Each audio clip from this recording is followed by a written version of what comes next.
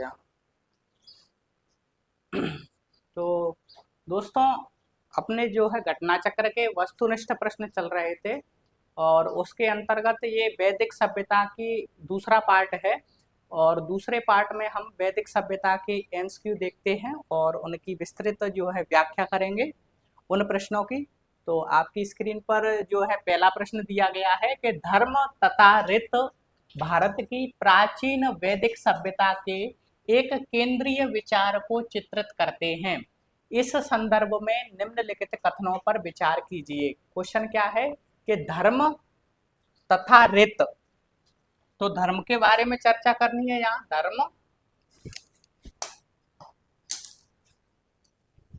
धर्म और रीत भारत की प्राचीन वैदिक सभ्यता के एक केंद्रीय विचार को चित्रित करते हैं। इस संदर्भ में निम्नलिखित कथनों पर विचार करना है। ठीक है, तो पहला क्या दिया है कि धर्म व्यक्ति के दायित्वों एवं स्वयं तथा दूसरों के प्रति व्यक्तिगत कर्तव्यों की संकल्पना है। दूसरा दिया है कि रीत मूलभूत नैतिक विधान था जो सृष्टि और उसमें अंतर्निहित सारे तत्वों के क्रियाकलापों को संचालित करता था। तो आपको बताना है कि इसका आंसर क्या होगा। रीत और धर्म को लेकर आपको बताना है। पहला क्या है कि धर्म व्यक्ति के दायित्वों एवं स्वयं तथा दूसरों के प्रति व्यक्तिगत कर्तव्यों की संकल्पना था।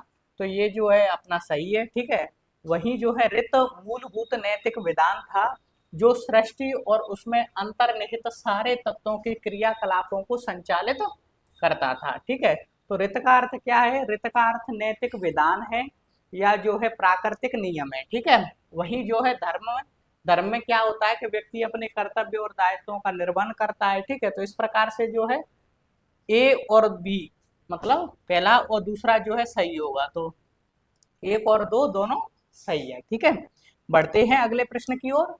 और अगला प्रश्न आपकी स्क्रीन पर दोस्तों, और जिसका आंसर बताना है। क्वेश्चन है कि भारतीय संस्कृति के अंतर्गत रीत का अर्थ क्या है। तो मैंने अभी पिछला ही क्वेश्चन हुआ है उसमें बताया है कि रीत का अर्थ क्या है। तो रीत का अर्थ यहाँ नैतिक विधान या प्राकृतिक नियम है। रीत का अर्थ क्या है, नैतिक विधान या प्राकृतिक नियम है। तो इसका आंसर क्या होगा, प्राकृतिक नियम। ठीक है, अगला क्वेश्चन है। इससे पहले ये समझ लो कि जो ऋत है, ऋत ऋग्वेद में आप जो है वरुण पढ़ेंगे, वरुण देवता।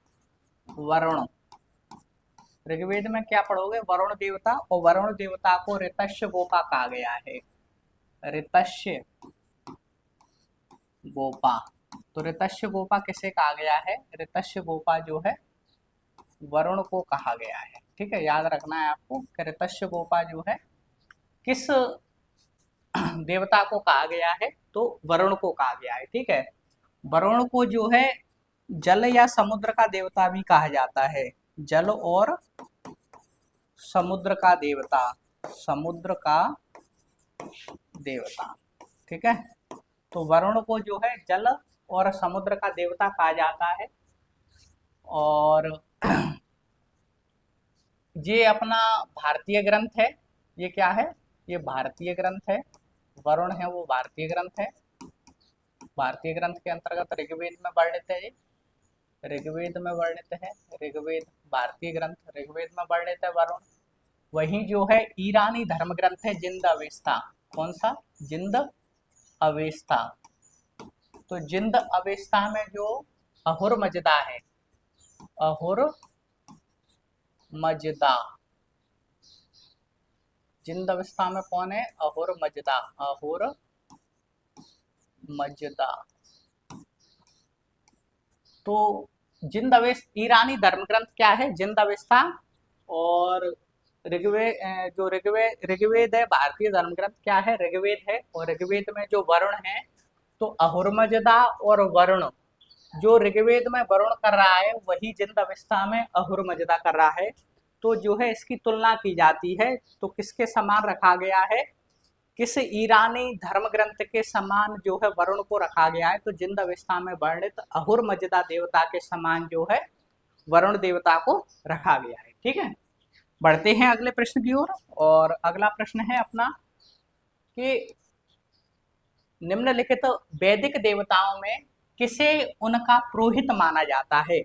तो वैदिक देवताओं का पुरोहित किसे माना जाता है, आपको बताना है। 4 ऑप्शन दिए गए हैं, अग्नि, बृहस्पति, द्यौस और इंद्र। बताओ कि वैदिक देवताओं का पुरोहित किसे माना जाता है। ठीक है, तो सबसे पहले हम बात करें अगर इंद्र की, पहले इस क्वेश्चन का आंसर बता देता हूं मैं आपको।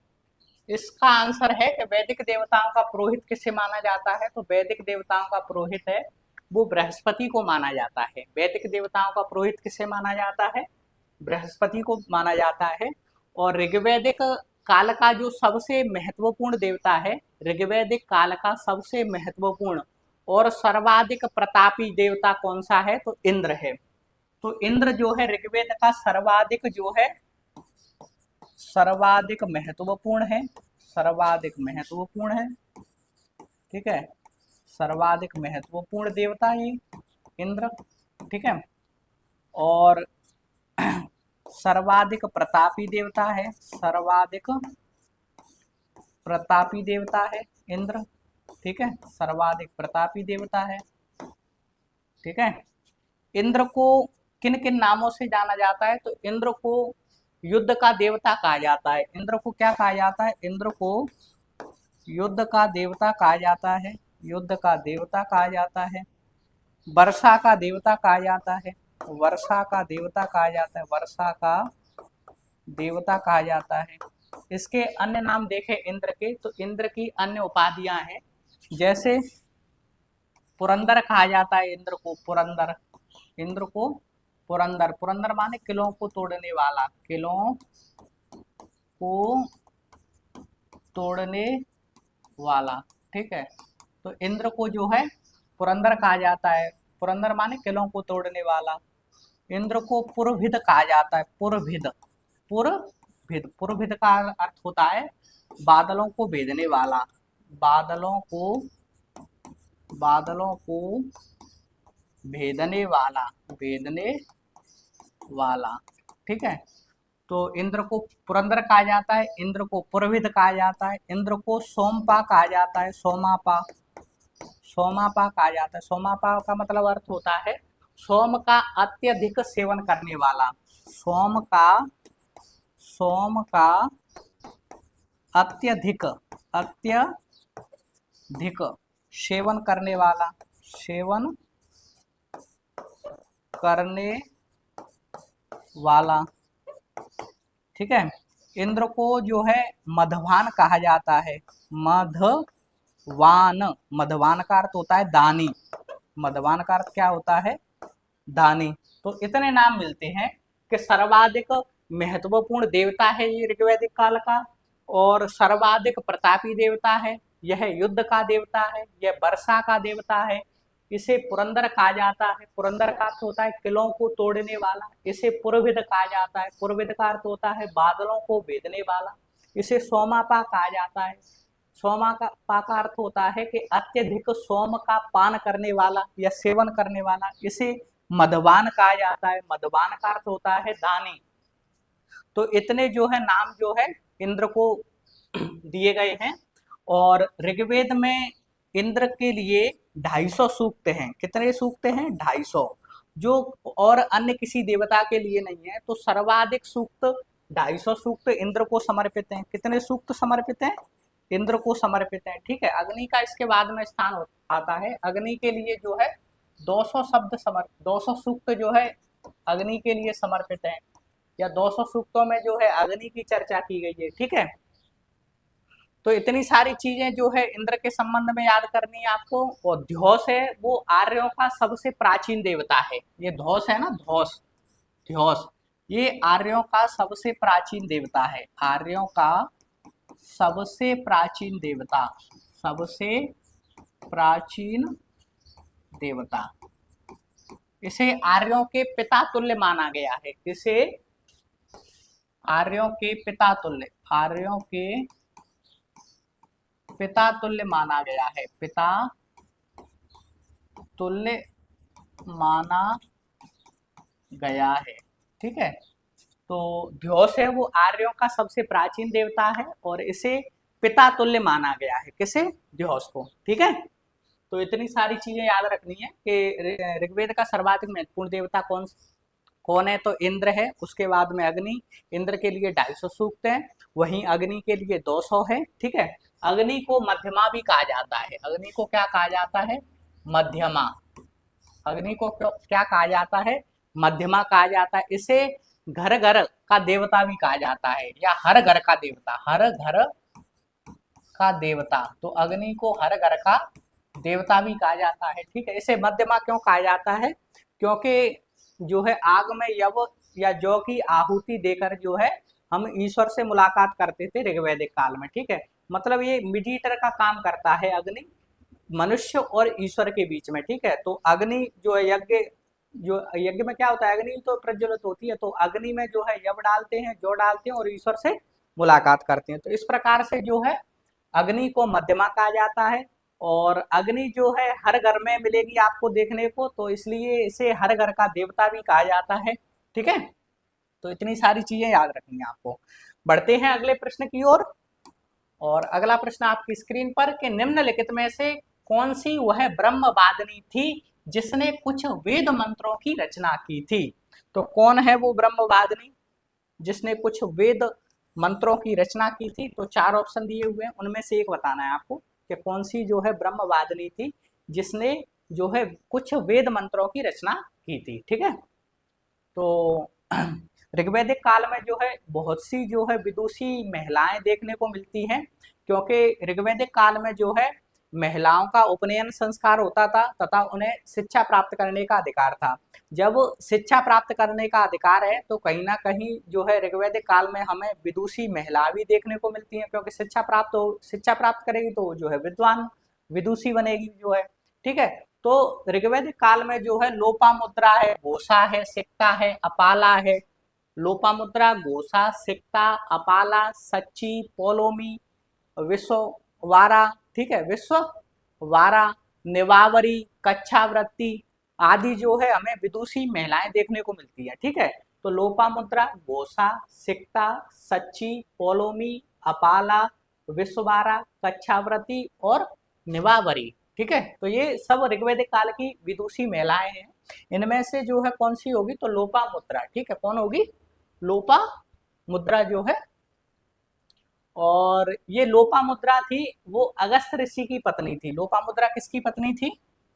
लोपामुद्रा है वो अगस्त्य अगस्त्य अगस्त्य ऋषि की पत्नी थी। अगस्त ऋषि की पत्नी थी। ठीक है, तो लोपामुद्रा जो है अगस्त ऋषि की पत्नी थी। ठीक है, बढ़िया। आगे इसके बाद अगला प्रश्न है, और ऋग्वैदिक काल में निष्क शब्द का प्रयोग एक आभूषण के लिए हुआ है, और किंतु परवर्ती काल में उसका प्रयोग किस अर्थ में हुआ है? आपको जो है 4 ऑप्शन दिए हुए हैं कि ऋग्वैदिक काल में तो निष्क का उपयोग जो है एक आभूषण के रूप में हुआ है, लेकिन बाद के समय में उसका उपयोग जो है किस किस रूप में हुआ है वो बताना है। 4 ऑप्शन दिए हुए हैं, तो इसका सही आंसर होगा क्या? सिक्के के रूप में। तो बाद में जो है निष्क का उपयोग जो है किस रूप में हुआ है? तो बाद में जो है सिक्के रूप में निष्क का उपयोग हुआ है। ठीक है, किस रूप में? सिक्के के रूप में। ठीक, क्योंकि ऋग्वैदिक काल में जो है निष्क क्या था? ऋग्वैदिक काल में जो है निष्क क्या था? निष्क गले की चेन थी। गले की चेन। निष्क क्या थी? गले की चेन थी। जैसे आपने देखा होगा कई लोगों को जो है ये मोटी मोटी जो है लर या चेन जो है डाले रहते हैं, तो सोने की जो है क्या होती थी? तो जो है सोने की चेन होती थी। क्या होती थी? गले में पहने जाने वाली सोने की चेन। गले में पहने जाने वाली सोने की चेन। सोने की चेन। ठीक है, ये क्या है? निष्क, या हम कहें एक ये आभूषण है, या कहें हम क्या है? ये आभूषण है। ये आभूषण ही तो है, ये गले में पहने जाने वाली चेन। ठीक है, तो ये निष्क है। उसे बाद में जो है सिक्के के रूप में परिवर्तित देखने को मिलेगा। तो ये सिक्के के रूप में परिवर्तित हो जाती है निष्क। तो बाद में निष्क जो है एक सिक्के का नाम मिलेगा आपको। बढ़ते हैं आगे। अगला प्रश्न है कि ऋग्वैदिक काल में निष्क है वो किस अंग का आभूषण था। तो अभी मैंने बताया कि निष्क है वो गले का आभूषण है, गले में पहने जाने वाली जो है चेन है निष्क। तो ये किसका आभूषण होगा, ये गले का आभूषण होगा। ठीक है। अगला प्रश्न है कि प्राचीन भारत में निशाका जाने जाते थे। तो निशाका क्या था प्राचीन भारत में, क्या निशाका। तो प्राचीन भारत में जो है निशाका क्या है।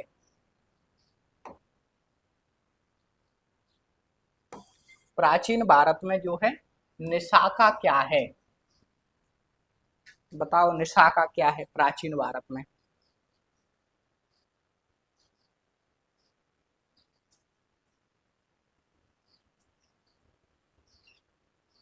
निशाका, तो निशाका है वो एक स्वर्ण आभूषण है। निशाका क्या है, नहीं स्वर्ण, निशाका, निशाका क्या है, निशाका जो है एक स्वर्ण आभूषण है। क्या है, निशाका एक क्या है, तो निशाका जो है एक स्वर्ण आभूषण है। ठीक है। बढ़ते हैं आगे। और अगला प्रश्न है कि बोगाज कोई महत्वपूर्ण है क्योंकि। तो बोगाज कोई क्यों महत्वपूर्ण है वो आपको बताना है कि बोगाज कोई जो है क्यों महत्वपूर्ण है। तो चार ऑप्शन दिए हुए हैं। अगर दूसरे ऑप्शन को देखें, यहाँ से प्राप्त अभिलेखों में वैदिक देवताओं एवं देवियों का नाम उल्लेख प्राप्त होता है। तो जैसा कि बोगाज कोई अभिलेख है, बोगाज कोई अभिलेख में चार वैदिक देवताओं के नाम मिलते हैं, इंद्र मित्र वरुण नासत्य।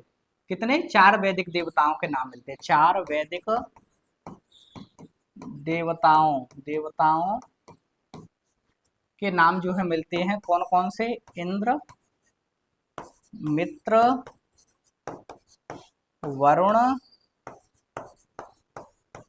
और नासत्य, इंद्र मित्र वरुण और नासत्य, नासत्य। ठीक है। और नासत्य है वो जो है अश्विन को कहा गया है, अश्विन देवता को, अश्विन। ठीक है, अश्विन। ठीक है। तो बोगाज कोई अभिलेख है, बोगाज कोई अभिलेख में जो है चार वैदिक देवताओं का उल्लेख मिलता है, इंद्र मित्र वरुण और नासत्य। ठीक है। इसमें जो है बोगाज कोई अभिलेख में इस बात की जानकारी प्राप्त होती है कि जो है दो जो है कबीले थे, एक हित्ती और एक मितन्नी। हित्ती और मितन्नी, कौन से कबीले, हित्ती, हित्ती और मितन्नी, मितन्नी, हित्ती और मितन्नी जो है कबीले के बीच में जो है संधि हुई थी। क्या हुई थी, संधि हुई थी। उसी संधि का जो है उल्लेख इसमें मिलता है। और संधि के दौरान जो है चार वैदिक देवताओं की जो है इन लोगों ने जो है शपथ ली थी, इंद्र मित्र वरुण और नासत्य। ठीक है। कौन से कबीले थे, हित्ती और मितन्नी कबीले। ठीक है। और जो बोगाज कोई अभिलेख है, बोगाज कोई अभिलेख है वो 1400 ईसा पूर्व का है। कब का है, 1400 ईसा पूर्व का है। तो बोगाज कोई अभिलेख है वो 1400 ईसा पूर्व का है। और इस बोगाज कोई अभिलेख की खोज किसने की थी, तो जो खोज है बोगाज कोई अभिलेख की जो खोज है, खोज की है विकलर ने, विकलर। ठीक है। बोगाज कोई अभिलेख की खोज किसने की है, तो विकलर ने की है। और इसकी जो भाषा है, भाषा है वो इंडो यूनानी है, इंडो, इंडो ईरानी, इंडो ईरानी जो है इसकी भाषा है। ठीक है। तो ये बोगाज कोई अभिलेख के संबंध में याद रखना है कि बोगाज कोई अभिलेख है वो 1400 ईसा पूर्व का है। इस अभिलेख की खोज जो है किसने की थी, तो इस अभिलेख की खोज विकलर ने की है। और बोगाज कोई अभिलेख कहाँ से प्राप्त हुआ है, तो मध्य एशिया में जो है टर्की है ना, टर्की, कहाँ से प्राप्त हुआ है, ये टर्की से प्राप्त हुआ है। ठीक है। जिसको तुर्की भी कहा जाता है, तो टर्की से ये प्राप्त हुआ है। और ये इसकी भाषा है वो इंडो ईरानी है। और इसमें जो है हित्ती और मितन्नी जो है दो कबीले थे, उनके बीच में संधि हुई थी। और संधि के दौरान जो है चार वैदिक देवताओं की जो है शपथ ली थी, मतलब कसम ली थी। चार वैदिक देवताएं कौन कौन से हैं, इंद्र मित्र वरुण और नासत्य। और इस प्रकार से जो है बोगाज कोई अभिलेख से हमें पता चलता है कि जो आर्य हैं वो मध्य एशिया से निकले, फिर ईरान पहुंचे, और जो है ईरान के बाद वो आर्य जो है भारत आए थे। ठीक है। बढ़ते हैं आगे। और अगला प्रश्न है कि निम्नलिखित अभिलेखों में से कौन सा ईरान से भारत में आर्यों के आने की सूचना देता है। ईरान से भारत में आर्यों के आने की सूचना जो है कौन सा अभिलेख देता है? तो मैंने अभी बताया कि बोगाज-कोई अभिलेख जो है हमें किसकी सूचना देता है कि जो है आर्य है वो ईरान से होकर जो है भारत आए थे। ठीक है, तो ये है बोगाज-कोई अभिलेख, ये सूचना देता है। ठीक है, अगला प्रश्न है कि 14वीं सदी ईसा पूर्व का एक अभिलेख जिसमें वैदिक देवताओं का वर्णन है।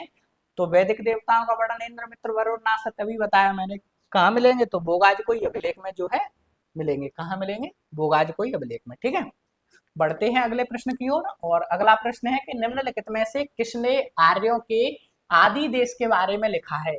तो आर्यों के आदि देश माने मूल निवास स्थान कहाँ था आर्यों का? आदि देश मतलब मूल निवास स्थान। तो आर्यों का मूल निवास स्थान जो है, आदि देश माने मूल निवास, मूल निवास स्थान। तो मूल निवास स्थान के बारे में निम्नलिखित 4 ऑप्शनों में से आपको बताना है कि किसने जो है मूल निवास के बारे में लिखा था।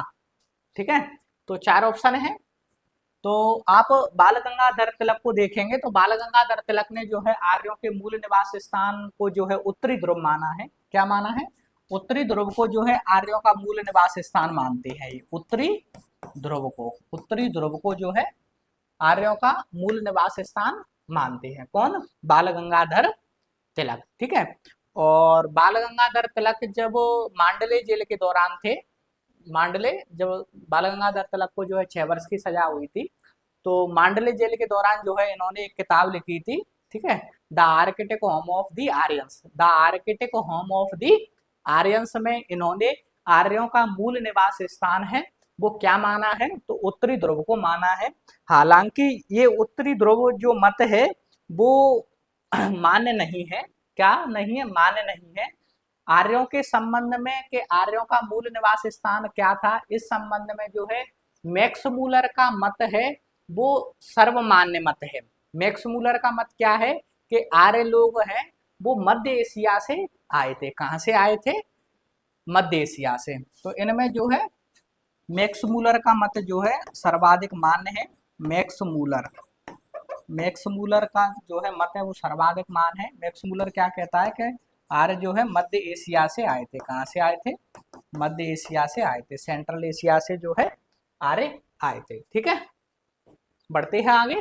और अगला प्रश्न है कि जिस ग्रंथ में पुरुषमेध का उल्लेख हुआ है वह कौन सा ग्रंथ है? पुरुषमेध यज्ञ या पुरुषमेध का जो है उल्लेख जो है कहाँ हुआ है वो आपको बताना है। 4 ऑप्शन दिए हुए हैं। ठीक है, आपको बताना है कि किसमें जो है पुरुषमेध का उल्लेख हुआ है। तो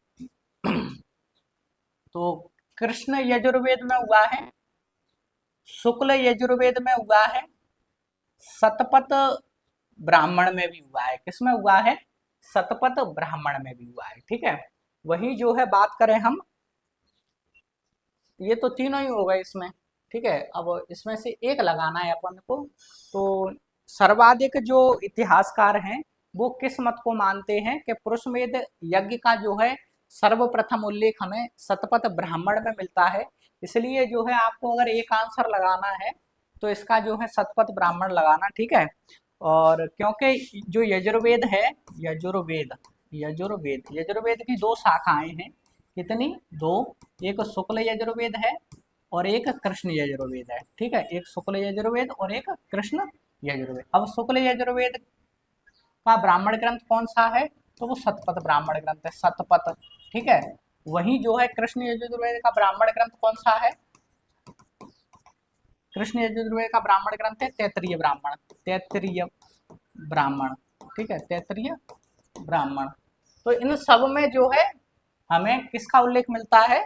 तो पुरुषमेध यज्ञ का जो है उल्लेख मिलता है। अगर आपको इन्हीं चारों में से आंसर लगाना है तो शतपथ ब्राह्मण लगाना है। ठीक है, वैसे ये जो क्वेश्चन है वो डिलीट हो जाएगा या हो गया होगा। ठीक है, क्योंकि ये रिपीटेड क्वेश्चन है जो है परीक्षा में, किसी ना किसी परीक्षा में जो है पूछा गया प्रश्न है। ठीक है, अब शतपथ ब्राह्मण में उल्लेखित राजा विदेह माधव संबंधित ऋषि हैं।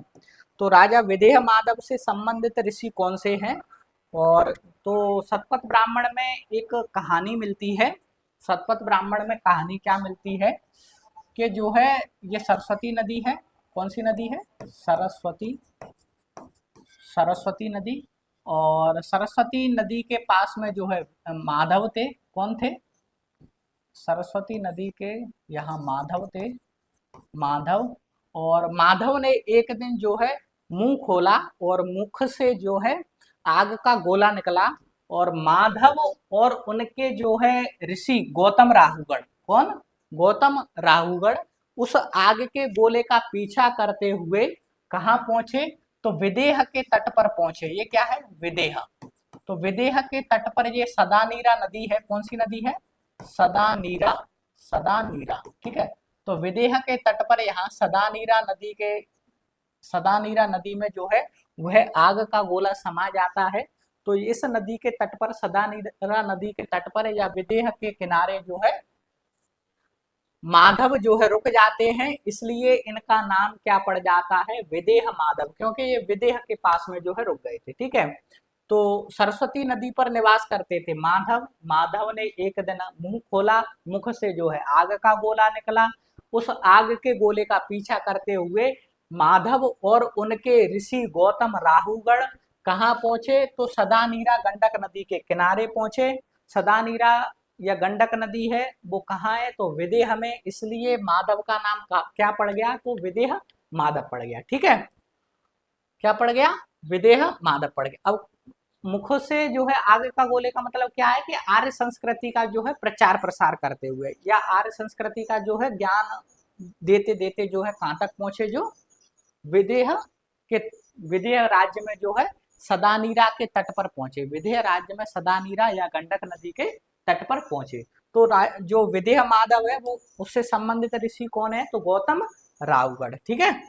बढ़ते हैं आगे। अगला प्रश्न है कि उत्तर वैदिक काल में निम्नलिखित में से किनको आर्य संस्कृति का धुर समझा जाता था? उत्तर वैदिक काल में, किस काल में? उत्तर वैदिक काल में आर्य संस्कृति का धुर, धुर माने हब या केंद्र समझा जाता था, ठीक है। तो जब मैंने बताया था उत्तर वैदिक काल की जो है राजनीतिक जीवन बताया था मैंने, उत्तर वैदिक काल का राजनीतिक जीवन, तो मैंने बताया था कि उत्तर वैदिक काल में आते आते छोटे जो जन थे वो मिलकर आपस में जनपद में परिवर्तित हो गए थे। जैसे भरत और पुरु, भरत और पुरु, भरत और पुरु जन मिलकर जो है, जन या कबीला मिलकर, भरत और पुरु जन मिलकर पुरु जनपद में परिवर्तित हो गए थे। पुरु जनपद में परिवर्तित हो गए थे, ठीक है। इसी प्रकार से जो है तुर्वस और कृवि, तुर्वस और कृवि मिलकर, कृवि, तुर्वस और कृवि मिलकर, तुर्वस और कृवि जन मिलकर पांचाल में परिवर्तित हो गए थे। पांचाल, ठीक है, पांचाल जनपद में परिवर्तित हो गए थे, ठीक है। तो ये एक प्रदेश के रूप में जो है विकसित हुए थे। किस रूप में? प्रदेश या जनपद के रूप में विकसित हुए थे। तो वही क्वेश्चन पूछा गया है कि उत्तर वैदिक काल में निम्नलिखित में से किनको जो है आर्य संस्कृति का धुर समझा जाता था? तो आर्य संस्कृति का धुर किन्हें समझा जाएगा? कुरु को और पांचाल को, ठीक है। पांचाल तो जो है उत्तर वैदिक काल का सर्वाधिक विकसित राज्य था। पांचाल उत्तर वैदिक काल का सर्वाधिक विकसित राज्य था। और पांचाल की राजधानी क्या थी? तो पांचाल की राजधानी कामपिल्ले थी, ठीक है। पांचाल की राजधानी क्या थी? तो पांचाल की राजधानी कामपिल्ले थी, ठीक है। तो कुरु और पांचाल कहाँ है यहाँ? तो कुरु और पांचाल ये रहे, ठीक है। तो इसका आंसर क्या होगा? कुरु और पांचाल जो है उत्तर वैदिक काल में आर्य संस्कृति के धुर समझे जाते थे, या केंद्र या हब समझे जाते थे। अगला प्रश्न है कि गोत्र शब्द का प्रयोग सर्वप्रथम हुआ है। गोत्र शब्द का सर्वप्रथम प्रयोग कहाँ हुआ है, ये आपको बताना है। तो जो गोत्र शब्द है, वो गोत्र शब्द का सर्वप्रथम उल्लेख हुआ है वो ऋग्वेद में हुआ है। गोत्र शब्द का सर्वप्रथम उल्लेख, ठीक है। गोत्र शब्द का सर्वप्रथम उल्लेख कहाँ हुआ है? तो गोत्र शब्द का सर्वप्रथम उल्लेख है वो ऋग्वेद में हुआ है, गोत्र शब्द का, ठीक है। तो गोत्र शब्द का सर्वप्रथम उल्लेख कहाँ हुआ है? ऋग्वेद में हुआ है, ठीक है। अगला क्वेश्चन है कि पूर्व वैदिक आर्यों का धर्म मुख्यतः था। पूर्व वैदिक आर्य मतलब ऋग्वैदिक काल, ठीक है। पूर्व वैदिक काल मतलब ऋग्वैदिक काल। तो ऋग्वैदिक काल में आर्यों का धर्म मुख्यतः क्या था वो आपको बताना है। तो 4 ऑप्शन दिए हुए हैं, क्या है आंसर इसका? तो पूर्व वैदिक काल या ऋग्वैदिक काल का जो धर्म है वो मुख्यतः प्रकृति पूजा पर आधारित था। प्रकृति की पूजा करते थे। क्या करते थे? प्रकृति की पूजा करते थे और बहुदेववादी थे। बहुत से देवताओं की पूजा करते थे ऋग्वैदिक काल के लोग, जैसे इंद्र है, अग्नि है, वरुण है, रुद्र है, ठीक है, बृहस्पति है, ध्योस है, सरस्वती है, ठीक है। तो प्रकृति पूजा और यज्ञ करते थे, छोटी छोटे जो है यज्ञ करते थे वो लोग, ऋग्वैदिक काल के लोग जो है, ठीक है। तो प्रकृति पूजक और यज्ञ जो है पूर्व वैदिक आर्यों का धर्म था, ठीक है। बढ़ते हैं आगे। और अगला प्रश्न है कि ऋग्वैदिक काल में जनता निम्न में से मुख्यतः किसमें विश्वास करती थी? तो ऋग्वैदिक काल की जनता किसमें विश्वास करती थी? तो आपको बताना है कि ऋग्वैदिक काल की जो है जनता किसमें विश्वास करती थी ऋग्वैदिक काल की, ठीक है। तो पहला क्वेश्चन तो हटा ही सकते हैं, मूर्ति पूजा, क्योंकि जो है मूर्ति पूजा हमें हड़प्पा सभ्यता से मिल रही है, लेकिन जो है वैदिक सभ्यता से हमें ना तो मूर्ति पूजा के साक्ष्य प्राप्त होते हैं और ना ही मंदिर के साक्ष्य प्राप्त होते हैं, ठीक है। मूर्ति पूजा के साक्ष्य प्राप्त होते हैं, ना ही हमें मूर्ति पूजा के साक्ष्य प्राप्त होते हैं और ना ही हमें मंदिर के साक्ष्य प्राप्त होते हैं। कहाँ से? वैदिक सभ्यता से, ठीक है। मूर्ति पूजा के साक्ष्य हमें कहाँ से प्राप्त होंगे? तो मूर्ति पूजा के साक्ष्य हमें हड़प्पा सभ्यता या सिंधु सभ्यता से प्राप्त होंगे। वहीं हमें मंदिरों के साक्ष्य कहाँ से प्राप्त होंगे? तो मंदिरों के साक्ष्य जो है गुप्त काल से प्राप्त होंगे, ठीक है। तो इसमें जो है आंसर क्या रखेंगे हम? अब मूर्ति पूजा, तो मूर्ति पूजा जो है नहीं कर रहे हैं वो लोग, क्या मूर्ति पूजा नहीं कर रहे हैं वो, और मूर्ति पूजा नहीं कर रहे हैं तो एकेश्वरवाद नहीं, क्योंकि वो बहुदेववाद पर बल दे रहे हैं, बहुत बहुत से देवताओं की जो है पूजा कर रहे हैं, ठीक है। देवी पूजा, तो देवी पूजा कर रहे हैं, लेकिन इसका जो आंसर है वो सर्वाधिक उपयुक्त जो है बलि एवं कर्मकांड पर है। किस पर है? बलि एवं कर्मकांड जो है ऋग्वैदिक काल में जनता निम्न में से मुख्यतः किसमें विश्वास करती थी? तो बलि और कर्मकांड पर जो है विश्वास करती थी, ठीक है।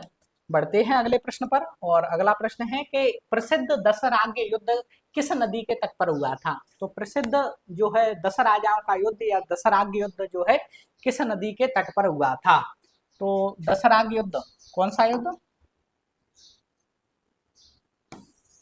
दशराज्य युद्ध, दशराज्य युद्ध, ठीक है। तो दशराज्य युद्ध का जो वर्णन है वो ऋग्वेद के 7वें मंडल में है। ऋग्वेद के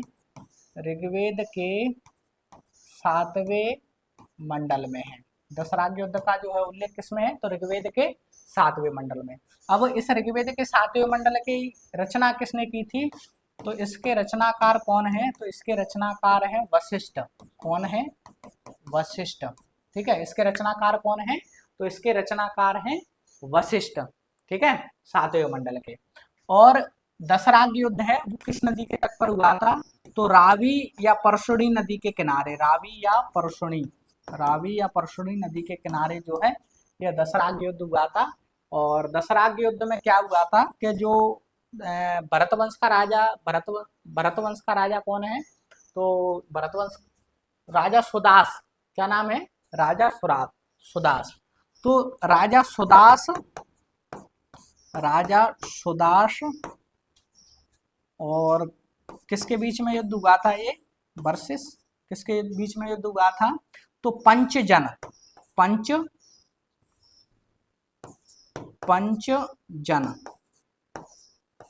और 5 अनार्यों के बीच। अनार्य 5, पंचजन मतलब आर्य हैं ये। पंचजन कौन है? आर्य है ये, 5 आर्य, ठीक है। और 5 अनार्य जो है मिलकर ये कितने कहलाए? ये 10, इसलिए 10 राज्य युद्ध कहा जाता है इसलिए, ठीक है। तो पंचजन में 5 आर्य थे और ये फिर 5 अनार्य और थे। तो जो भरतवंश का राजा सुदास है, सुदास के यहाँ गुरु के पद पर कौन था? तो विश्वामित्र था। तो सुदास ने जो है विश्वामित्र को हटाकर वशिष्ठ को जो है अपना गुरु बना लिया था। विश्वामित्र जो है जाकर इन 10 राजाओं के पास गए थे और उन्होंने कहा कि जितनी जमीन तुम्हारे पास नहीं है उससे अधिक तो केवल भरतवंश के राजा सुदास के पास है, ठीक है। ये सारे जो है भड़क गए, ठीक है। इन्होंने जो है संघ बनाया, संघ में जो है 5 आर्य थे, 5 अनार्य थे। इस टोटल मिला के कितने हो गए 10, इसलिए इसे क्या कहा जाता है, इसलिए इसे दशरथ युद्ध कहा जाता है। ठीक है, तो इस युद्ध में क्या हुआ था, भरत वंश का राजा सुदास की विजय हुई। तो विजय किसकी हुई, विजय जो है भरत वंश के राजा सुदास की जो है विजय हुई। ठीक है, अब जो 5 आर्य हैं, 5 आर्य, 5 आर्य में कौन कौन से थे, ये 5 आर्य बता रहा हूं मैं आर्य। तो 5 आर्य में कौन कौन से थे, तो पहला पुरु, पुरु, द्रहु, द्रहु, अनु, पुरु, अनु, द्रहु, तुर्वस,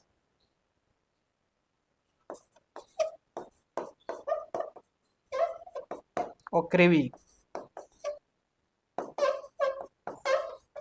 तो पुरु, अनु, द्रहु, तुर्वस और कृवि, पुरु, अनु, द्रहु, तुर्वस और कृवि। ठीक है, और 5 अनार्य में कौन थे, तो 5 अनार्य में थे अनिल, अनिल 5 अनार्य में, अनिल, पक्थ, बलानस, अनिल, पक्थ, बलानस, शिवी और विषाणी। ठीक है, तो दशराग युद्ध है वो ऋग्वेद के 7वें मंडल में वर्णित है। ऋग्वेद के 7वें मंडल की रचना किसने की थी, तो वशिष्ठ ने की थी। ठीक है, जो दशराग युद्ध है वो रावी या परशुनी नदी के तट पर हुआ था। इसमें जो भरतवंश का राजा सुदास और जो है 5 आर्य एवं 5 अनार्यों के बीच में यह युद्ध हुआ था। इसमें भरतवंश के राजा सुदास की जो है विजयी हुई थी। ठीक है, 5 अनार्य कौन कौन से थे इसमें, तो 5 अनार्य अनिल, पक्त, बलाना, शिवी, विषाणी थे। पुरु, अनु, द्रहु, यदु, तुर्वस, यदु होगा यहाँ। ठीक है, कृवि नहीं है, यदु, यदु। ठीक है, तो पुरु, अनु, द्रहु, यदु और तुर्वसु, तुर्वस। ठीक है, तो 5 ये आ रहे थे। ठीक है, बढ़ते हैं अगले प्रश्न की ओर। और अगला प्रश्न है कि ऋग्वेद में उल्लेखित प्रसिद्ध 10 राजाओं का युद्ध किस नदी के किनारे लड़ा गया था। तो अभी बताया कि रावी या परशुनी नदी के किनारे जो है 10 राग युद्ध जो है लड़ा गया था। ठीक है, अगला प्रश्न है कि निम्न में से किस नदी को ऋग्वेद में माते तमा, देवी तमा और नदी तमा के नाम से संबोधित किया गया है। माते तमा, देवी तमा और नदी तमा। ठीक है, माते तमा का अर्थ क्या है, यहाँ माते तमा का अर्थ है सबसे अच्छी माँ। माते तमा का अर्थ क्या है, सबसे अच्छी माँ। ठीक है, वहीं जो है देवी तमा का अर्थ क्या है, तो सबसे अच्छी देवी, सबसे अच्छी देवी। ठीक है, सबसे अच्छी देवी। वहीं नदी तमा का अर्थ क्या है, सबसे अच्छी नदी, सबसे अच्छी नदी। ठीक है, तो ये किस नदी के लिए संबोधित किया गया है, तो ये सरस्वती नदी के लिए संबोधित किया है गया है। और ऋग्वैदिक काल में जो सर्वाधिक पवित्र नदी थी, वो ऋग्वैदिक काल की जो सर्वाधिक पवित्र नदी है वो सरस्वती नदी थी। ठीक है, क्योंकि सरस्वती नदी के किनारे ही जो है ऋग्वेद की रचना की गई थी। और माते तमा, देवी तमा और नदी तमा के नाम से संबोधित किया गया है। वहीं जो है अगर हम सिंधु नदी की बात करें तो सिंधु नदी के लिए शब्द मिलता है हिरण्यमयी, हिरण्यमयी या सुवर्णमयी, सुवर्णमयी। ठीक है, तो हिरण्यमयी या सुवर्णमयी जो है सिंधु नदी के लिए शब्द मिलता है। हिरण्यमयी का मतलब क्या है, हिरण्य का मतलब क्या है या सुवर्ण का मतलब क्या है, सोना, जिसमें जो है सोना मिलता हो। ठीक है, अगला प्रश्न है। और अगला प्रश्न है कि उस जनजाति का नाम बतलाइए जो ऋग्वैदिक आर्यों के पंचजन से संबंधित नहीं है। तो पंचजन बताए थे मैंने, पुरु, अनु, कौन कौन से बताए थे, पंचजन, पंचजन बताए थे मैंने, पुरु, अनु, द्रहु, यदु और तुर्वस। ठीक है, पुरु, अनु, द्रहु, यदु, तुर्वस।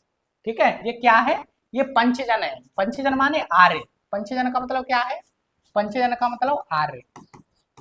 ये 5 आर्य थे जो मैंने बताए थे कि जो भरतवंश के राजा भरतवंश के राजा सुदास था ना, उसके साथ युद्ध हुआ था। 5 आर्य और 5 आर्यों के साथ मिल गए थे 5 अनार्य। ठीक है, तो 5 आर्यों में कौन कौन से हैं? पुरु, अनु, द्रहु, यदु, तुर्वस। ठीक है, तो इनमें से कौन सा नहीं है? तो कीकट नहीं है। ठीक है, कीकट नहीं है, क्योंकि जो कीकट शब्द है वो मगध के लिए आया गया है। कीकट, कीकट माने जो है निम्न कुल के जो है व्यक्ति, निम्न व्यक्ति जो है, ये कीकट शब्द है वो मगध के लिए आया है। मगध, कीकट शब्द है वो किस लिए आया है? वो कीकट शब्द है वो मगध के लोगों के लिए आया है। ठीक है, बढ़ते हैं आगे। अगला प्रश्न है कि प्राचीन काल में आर्यों की जीविका उपार्जन का मुख्य साधन क्या था? आर्यों का, आर्यों का बताना है। ठीक है, तो आर्यों का जीविकोपार्जन का मुख्य साधन। ठीक है, तो जैसे हम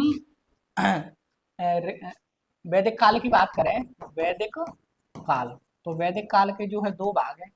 ठीक है, एक है ऋग्वैदिक काल, ऋग्वैदिक काल, ठीक है, और दूसरा है उत्तर वैदिक काल, उत्तर वैदिक काल। ठीक है, अब ऋग्वैदिक काल का टाइम पीरियड कितना है? 1500 ईसा पूर्व से लेकर 1500 ईसा पूर्व से लेकर जो है 1000 ईसा पूर्व तक, 1000 ईसा पूर्व तक। ठीक है, वही उत्तर वैदिक काल का टाइम पीरियड का है, तो उत्तर वैदिक काल का टाइम पीरियड है 1000 ईसा पूर्व से लेकर 1000 ईसा पूर्व से लेकर जो है 600 ईसा पूर्व तक, 600 ईसा पूर्व तक। ठीक, अब ऋग्वैदिक काल की जो अर्थव्यवस्था का मुख्य आधार है वो क्या है? पशुपालन है। क्या है? पशुपालन। ऋग्वैदिक काल की अर्थव्यवस्था का मुख्य आधार क्या है? पशुपालन है, क्योंकि ऋग्वैदिक काल में जो है आर्य लोग थे वो यायावार थे, घुमंतु थे, उनका जीवन स्थायी नहीं था। जब जीवन स्थायी नहीं होगा तो कृषि ही नहीं कर पाएंगे, एक जगह से जो है दूसरी जगह जाते रहेंगे, एक महीने यहाँ रहे, दूसरे महीने वहां पहुंचे, या 2 महीने यहाँ रहे जो है तीसरे महीने कहीं और पहुंचे। तो जब यायावार और घुमंतु जो है रहेंगे तो जो है कृषि कर ही नहीं पाएंगे, क्योंकि कृषि के लिए जो है कम से कम 5 से जो है 6 महीने रुकना पड़ेगा एक जगह पर। ठीक है, वही जो है उत्तर वैदिक काल में इनका जीवन स्थायी हो गया। जब इनका जीवन स्थायी हो गया तो इनका मुख्य अर्थव्यवस्था का मुख्य आधार क्या हो गया? तो अर्थव्यवस्था का मुख्य आधार कृषि हो गया। ठीक है, तो अगर आपसे ऋग्वैदिक काल का पूछे तो ऋग्वैदिक काल का पशुपालन है, वही जो उत्तर वैदिक काल का पूछे तो उत्तर वैदिक काल की अर्थव्यवस्था का मुख्य आधार क्या है? तो कृषि है। ठीक है, अब क्वेश्चन देखते हैं कि प्राचीन काल में आर्यों के जीविकोपार्जन का मुख्य साधन क्या है। अब इसमें ये नहीं कह रहा कि ऋग्वैदिक काल का कि उत्तर वैदिक काल का, वो क्या पूछ रहा है कि वैदिक काल में या आर्यों का। तो इसमें से देख लो पशुपालन और कृषि कहाँ है, तो जो है कृषि मिल गया। क्या? कृषि, तो इसका आंसर क्या होगा? कृषि होगा। ठीक है, बढ़ते हैं अगले प्रश्न की ओर। और अगला प्रश्न है कि ऋग्वेद में उल्लेखित यव शब्द किस कृषि उत्पाद के लिए प्रयुक्त हुआ है? ऋग्वेद में जो यव शब्द है उसकी साम्यता जो है जौ से की गई है। तो ऋग्वेद में केवल एक ही अनाज का उल्लेख मिलता है, ऋग्वेद में हमें केवल एक ही अनाज का उल्लेख मिलता है, वो है यव। और यव की साम्यता जो है जौ से की गई है। यव का अर्थ होता है यानी यव माने जौ। ठीक है, तो ऋग्वेद में केवल एक ही अनाज का उल्लेख मिलता है, वो कौन सा है? यव या जौ। ठीक है, और यव के सत्तू को लेकर जो है, यव के सत्तू को लेकर जब दूध के साथ क्या तैयार किया जाता था? तो क्षीर पकोदन तैयार किया जाता था। क्षीर पकोदन, तो क्षीर पकोदन कैसे तैयार होगा? तो यव के सत्तू को लेकर, यव के सत्तू को लेकर जो है किसके साथ मिलाएंगे? तो दूध के साथ। ठीक है, वही जो है एक और चीज तैयार करते थे ये लोग, करम्ब। करम्ब क्या तैयार करते थे? करम्ब। करम्ब में क्या होता था कि यव के सत्तू को लेकर जो है, यव के सत्तू को लेकर ये दही के साथ मिलाते थे, दही के साथ। ठीक है, तो इस प्रकार के जो बनाते थे क्षीर पकोदन, माने आज की जो खीर होती है, जैसे आज की खीर कैसे दूध के साथ जो है दूध और चावल की जो खीर बनाई जाती है, उसी प्रकार से ये यव के सत्तू को जो है दूध के साथ मिलाकर क्षीर पकोदन तैयार करते थे। वही जो है यव के सत्तू को लेकर दही के साथ मिलाते थे तो करम्ब तैयार करते थे। तो ऋग्वैदिक काल में हमें केवल एक ही अनाज यव यानी जौ का उल्लेख मिलता है। ठीक है, अगला प्रश्न है कि सूची दी गई है और सूची 1 का सूची 2 से मिलान करना है आपको। ठीक है, मिलान करो। तो जैसे ऋग्वैदिक काल में तो केवल एक ही अनाज का उल्लेख मिलता है, फिर जब हम उत्तर वैदिक काल में देखें तो उत्तर वैदिक काल में अर्थव्यवस्था का मुख्य आधार कृषि हो गया, तो अनेक प्रकार की फसलें उगाने लगे। आर्य लोग। और वही ब्रही, ब्रही चावल के लिए उपयोग हुआ है, ब्रही व तंदुल, ठीक है। तो ब्रही, ब्रही व तंदुल, तंदोल, ठीक है, या हम साली कहें, साली, ये किसके लिए प्रयोग हुआ है? ये चावल के लिए प्रयोग हुआ है, चावल या धान के लिए, ठीक है। वही जो है हम मुगद की बात करें, किसकी? मुगद, मुगद, तो मुगद में जो है किसका, मूंग की बात करते हैं, मुगद मूंग, ठीक है। इच्छु, इच्छु, इच्छु क्या था? तो इच्छु जो है गन्ना था, इच्छु क्या था? तो इच्छु गन्ना था। यव मैंने बता ही दिया, यव, यव क्या था? तो यव जौ था, ठीक है, जौ था। और जो है हम देखें कि कृषि को क्या कहते थे ये लोग? तो कृषि को चर्षणी कहते थे, ठीक है। कृषि को क्या कहते थे ये लोग? कृषि, कृषि, कृषि के लिए जो है चर्षणी शब्द मिलता है, चर्षणी। कृषि के लिए कौन सा शब्द मिलता है? तो चर्षणी मिलता है। तो यव के लिए जौ, और ब्रीही, तंदुल, साली किसके लिए उपयोग हुआ है? तो चावल के लिए प्रयोग हुआ है। मुगद किसके लिए हुआ है? मूंग के लिए। इच्छु जो है गन्ना के लिए प्रयोग हुआ है। वही जो है हम एक और चीज देखें, गोधूम, गोधूम, गोधूम किसके लिए हुआ है? तो वो गेहूं के लिए हुआ है। गोधूम किसके लिए हुआ है? तो गोधूम जो है गेहूं के लिए हुआ है, ठीक है। तो ये सारी चीजें याद, आपको जो है याद रखनी है। तो ब्रीही चावल के लिए, मुगद जो है मूंग के लिए हुआ है, यव जो है जौ के लिए, और इच्छु जो है गन्ना के लिए, ठीक है। बढ़ते हैं अगले प्रश्न की ओर। और अगला प्रश्न है कि ऋग्वैदिक पणि किस वर्ग के नागरिक थे? ऋग्वैदिक पणि किस वर्ग के नागरिक थे? तो पणि के बारे में जान लो। पणि कौन? पणि। तो जब हम पढ़ेंगे ऋग्वैदिक काल में दो प्रकार, एक गौमत मिलेगा, गौमत, पहले गौमत को समझो कि गौमत क्या था। तो गौमत ये आर्य लोग हुआ करते थे। ये कौन लोग हुआ करते थे? आर्य लोग हुआ करते थे। और ये धनवान हुआ करते थे, धनवान, धनवान, ठीक है। तो गौमत आर्य हुआ करते थे जो धनवान हुआ करते थे, ठीक है। अब बात करती हैं पणि की। पणि किसकी? पणि की। तो पणि अनार्य लोग हुआ, अनार्य लोग थे। पणि कौन थे? ये अनार्य लोग थे। और ये भी धनवान हुआ करते थे, धनवान, धनवान। अब ये धनवान कैसे होते थे? तो ये आर्यों की गायों की चोरी करते थे। अनार्य थे, वो आर्यों के गायों की चोरी करते थे। तो ये आर्यों के गायों की चोरी करके, आर्यों के गायों की चोरी करते थे, ठीक है। कौन करते थे? अनार्य लोग। और चोरी करके उन्हें बेच दिया करते थे। चोरी करके, चोरी करके बेचकर, बेचकर धनवान हो जाते थे, धनवान, धनवान हो जाते थे, ठीक है।